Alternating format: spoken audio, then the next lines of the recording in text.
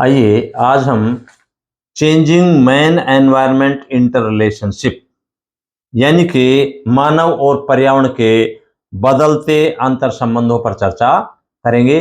मानव और पर्यावरण का आपस में संबंध एक जैसा नहीं रहा है। समय के अनुसार इसमें परिवर्तन होते रहे हैं। कभी अच्छे रहे तो कभी आपस में तनावपूर्ण रहे, और इसलिए हम इन दोनों के अंतर संबंधों को देखेंगे। कब अच्छे संबंध रहे मानव पर्यावरण के और कब बिगड़े हैं, और क्या स्थिति है और क्या कारण थे उसके बिगड़ने के और सुधरने के। सबसे पहले हम क्या करते हैं, हम देखते हैं कि प्राचीन समय से लेकर के आज तक के समय को हम 4 भागों में डिवाइड करते हैं, ताकि पता चले कि हमारे किस तरह के समय समय के अनुसार मानव के अंतर संबंध बदलते रहे हैं। हमने संबंधों को प्रागैतिहासिक काल से वर्तमान काल तक 4 भागों में बांटा है। पहला है आखेट तथा भोजन संग्रह काल, age of hunting and food gathering. ये कितना समय का है? ये 1.5 लाख वर्ष से और 50,000 साल से पहले तक का समय है। इसमें आदि मानव था, उसमें कोई साइंटिफिक नॉलेज नहीं थी, सिर्फ जंगलों में जाता था, अपनी खाने पीने की आवश्यकताएं पूरी करता था और बस इतनी ही थी, शिकार कर लेता था, हंटिंग एंड फूड गैदरिंग आखेट करता था, और जो भी प्राकृतिक रूप से प्रकृति के अंदर जो चीजें खाने पीने की मिल जाती उनको खा लेता था, और बस दूसरे दिन फिर अपना जो है उठ जाता था, शिकार करने लग जाता था, और हमारा जो है वहां पर जो चीजें मिल जाती थी प्रकृति की उनको इकट्ठा करता था और खा लेता था। ये था हमारा। तो इसमें इस पीरियड में आखिर तक भोजन संग्रह काल वाले जो समय है, इसमें मानव और प्रकृति का संबंध बहुत ही अच्छा रहा, क्योंकि ये पीरियड कैसा था? इंटरग्लेशियल पीरियड था। यानी कि इस समय में आपस के अंदर जो है ग्लेशियर पीरियड था, यानी हिमानी काल था। और हिमानी काल का पता है कि हिमानी काल कब आता है?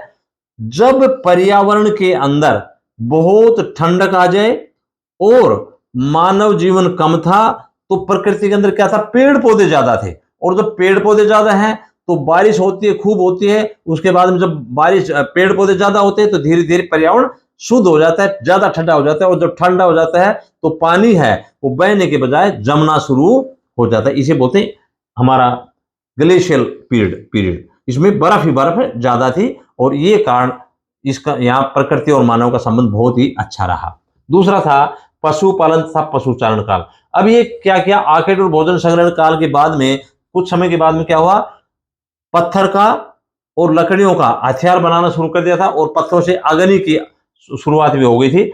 दूसरा पशुपालन तथा पशुचारण काल। इस काल में क्या हुआ?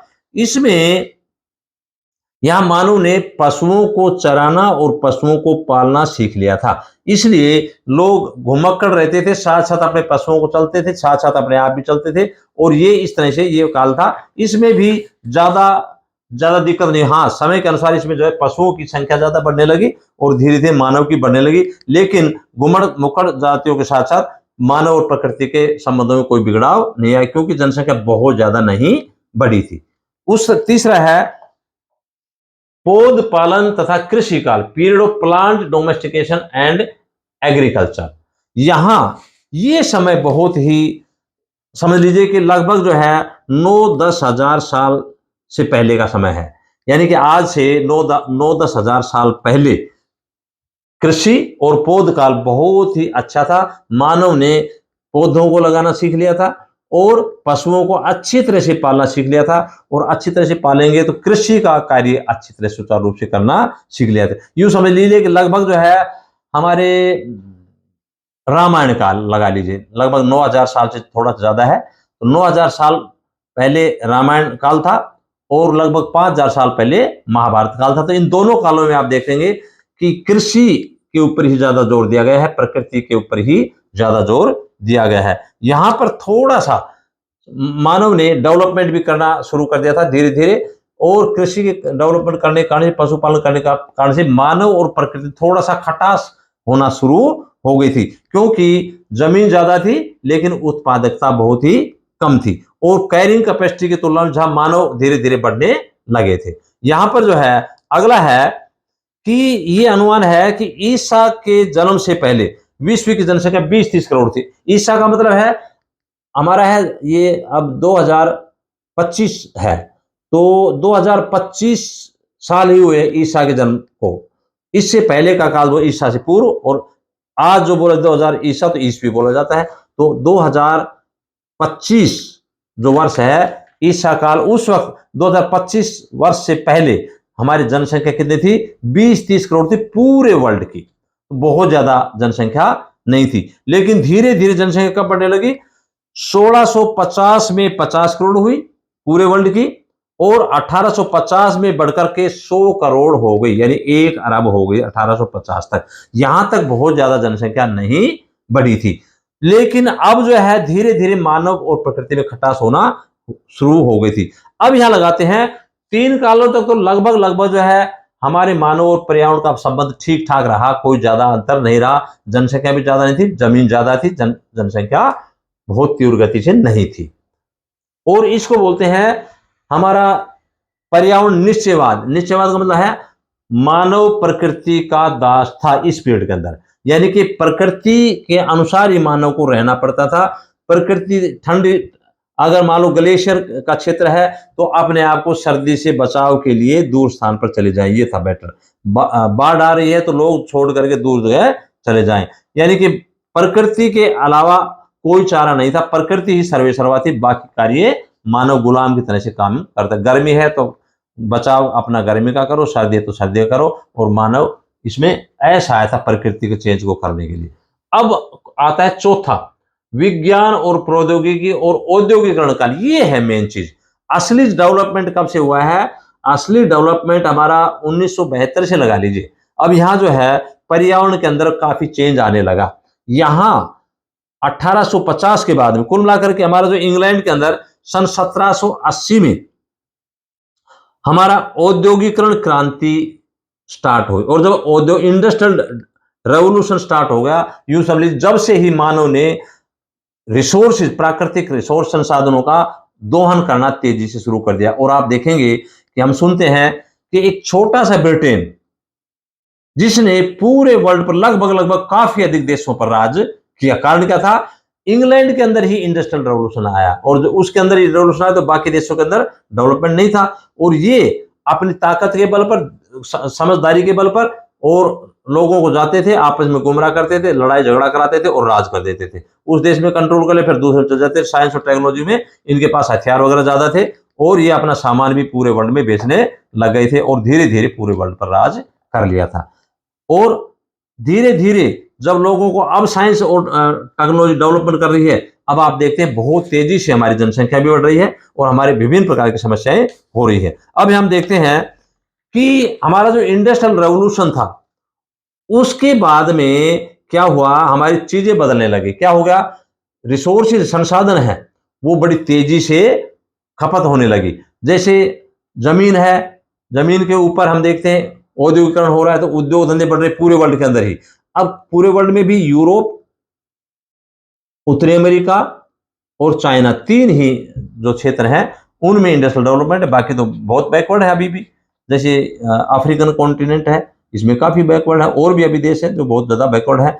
तो आज भी ये देश जो है बड़ी तेजी से इंडस्ट्रियल रेवोल्यूशन के कारण से, साइंस और टेक्नोलॉजी डेवलपमेंट के कारण से आज आप देखते हैं कि बड़ी तीव्र गति से संसाधनों का विदोहन कर, चाहे वो पानी का हो, चाहे भूमि का हो, चाहे वायु का हो, इनका बड़ी तेजी से इस्तेमाल कर रहे हैं। आप देखते हैं भूमि का इस्तेमाल करते हैं तो हम सारे क्षेत्र के अंदर हमारे अच्छे अच्छे रोड्स बनाए जा रहे हैं, रेलवे लाइन्स बनाए जा रहे हैं, नहरें बनाई जा रही है, जो साइंस और टेक्नोलॉजी जिस देश के अंदर है, और वो अपना अच्छा खेती का ले रहे हैं। इसके साथ साथ जल भी तेजी से ले रहे हैं।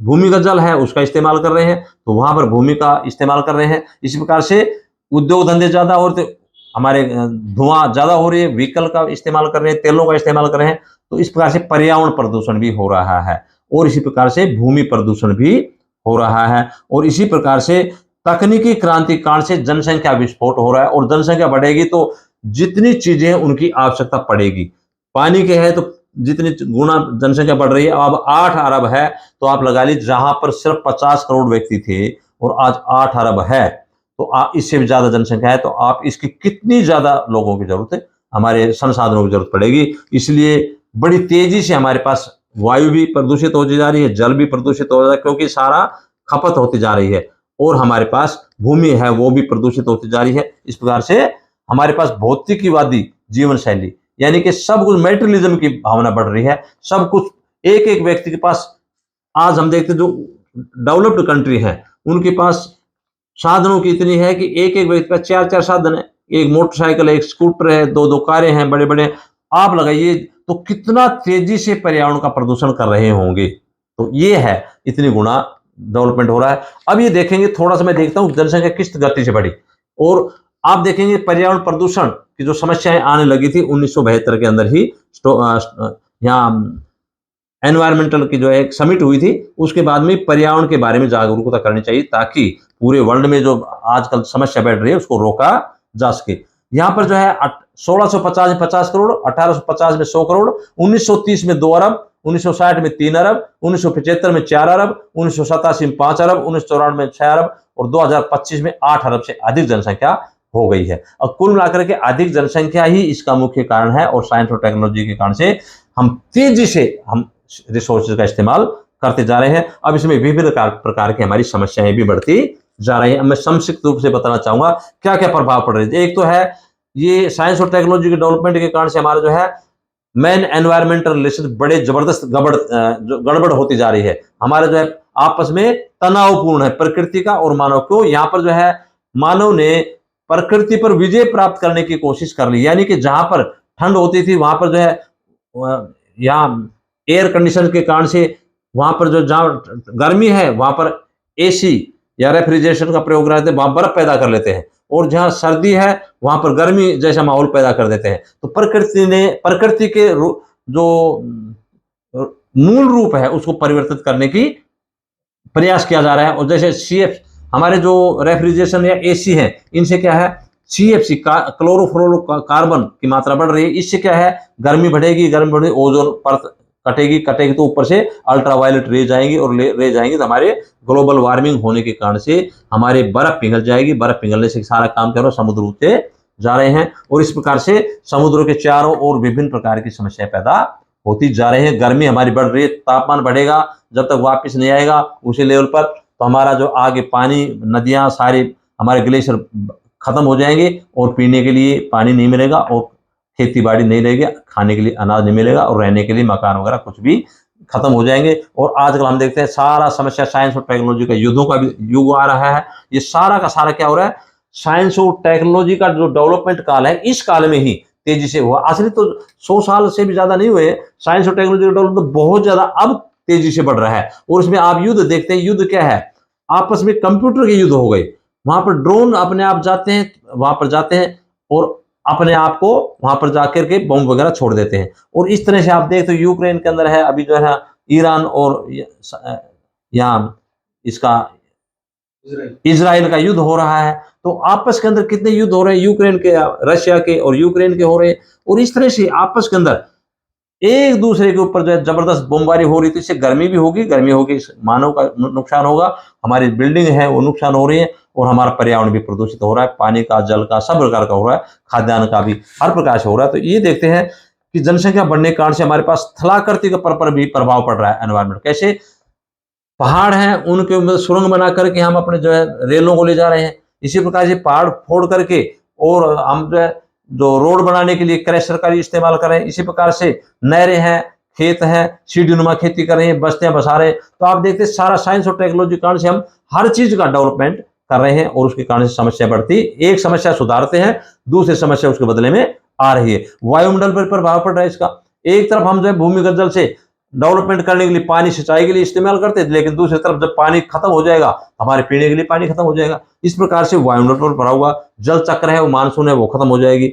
यहाँ पर फॉरेस्ट अग्नि फायर है वो हो जाएगी, परमाणु विस्फोट है वो स्टार्ट हो जाएंगे, जहरीली वायु है वो हो जाएगी, तो हमारा एयर पोल्यूशन स्टार्ट हो जाएगा। जैव विविधता पर प्रभाव है कि विभिन्न प्रकार के जीव जंतु है, साइंस और टेक्नोलॉजी का उन्होंने पेड़ पौधे हटा दिए हैं, उसके कारण से उनको छुपने के लिए जगह नहीं है। तो धीरे धीरे काफी अधिक जो जीवों की विविधता थी वो खत्म होती जा रही है। संसाधनों में मृदा अपरदन जैसी जल संसाधन, वायु संसाधन, मिट्टी संसाधन का प्रदूषण बढ़ता जा रहा है, और उसे विभिन्न प्रकार की समस्याएं बढ़ती जा रही हैं। इसलिए हम देखते हैं मानव का और पर्यावरण का संबंध एक जैसा नहीं रहा है, 3 कालों में बढ़ रहा, लेकिन अब जो है विज्ञान प्रौद्योगिकी औद्योगिक काल के अंदर हमारा जो पर्यावरण और मानव का संबंध है वो बहुत ज्यादा बिगड़ रहा है। मानव प्रकृति के ऊपर हावी है, प्रकृति मानव पर उसका रिजल्ट दिखा रही है। उदाहरण के रूप में मानव साइंस और टेक्नोलॉजी का यूज करके ग्लोबल वार्मिंग कर रहा है, प्रकृति उसके कारण में ग्लोबल वार्मिंग का रिजल्ट दिखा रही है। कभी बाढ़ आ रही है, कभी सुनामी आ रही है, कभी गर्मी काल से हमारा समुद्र ऊंचा हो रहा है। तो ये क्या हो रहा है, सारा प्रकृति अपना रिजल्ट दिखा रही है। मानव प्रकृति पर कंट्रोल करना चाहता है, प्रकृति मानव पर कंट्रोल करना चाहती है, और आपस में संबंध बिगड़ते जा रहे हैं। आज हालात ये हो गए कि हमें जो है पर्यावरण जो हमारा संभववाद की स्थापना है, इसकी बजाय मानव को और पर्यावरण को आपस में तालमेल होना, जिसे नियो डिटर्मिनिज्म कहते हैं, यानी आपस में तालमेल करेंगे कि हम मानव इतना ही साइंस और टेक्नोलॉजी का इस्तेमाल करें कि जिससे प्रकृति के जो क्षेत्र हैं उनमें ज्यादा नुकसान हो। अगर ज्यादा नुकसान हो तो प्रकृति मानव पर नुकसान कर देगी। इस प्रकार से मिलजुल करके डेवलपमेंट का हिसाब किताब करना चाहिए, ताकि पर्यावरण भी न बिगड़े और मानव अपना विकास भी करे। अगर इस तरह से मानव और पर्यावरण के संबंध बिगड़ते रहे तो वो दिन दूर नहीं जब प्रकृति दोबारा से अपना जो है वर्चस्व स्थापित कर लेगी, और ग्लोबल वार्मिंग के कारण से और पर्यावरण प्रदूषण के कारण से ये जो भी जनसंख्या बढ़ रही है, वापिस जो विभिन्न प्रकार की बीमारियां छा जाएंगी, और गर्मी के कारण से हमारी फसलें नष्ट हो जाएंगी, हमारे एटम बम छूट जाएंगे, तो हमारी गर्मी इतनी बढ़ जाएगी, मानव जो है यहाँ पर सबका सत्यानाश हो जाएगा, और हमारा वापिस प्रकृति के अनुसार रहना पड़ेगा। क्योंकि प्रकृति जब आएगी तो दोबारा से पेड़ पौधे डेवलप होंगे, और दोबारा से वापस ठंडा क्षेत्र हो जाएगा, और ग्लेशियर है वो दोबारा जमने लग जाएंगे। इसलिए मानव और प्रकृति का आपस में गहरा संबंध होना चाहिए। दोबारा से जो बिगड़ रहे संबंध है उनको मानव को अच्छी तरह से प्रकृति के साथ तालमेल करके डेवलप करना चाहिए। तो ये है हमारा मानव और पर्यावरण के आपस के बदलते हुए संबंध है, इनको ठीक करना चाहिए। मानव अपनी बुद्धि से इनको ठीक करे।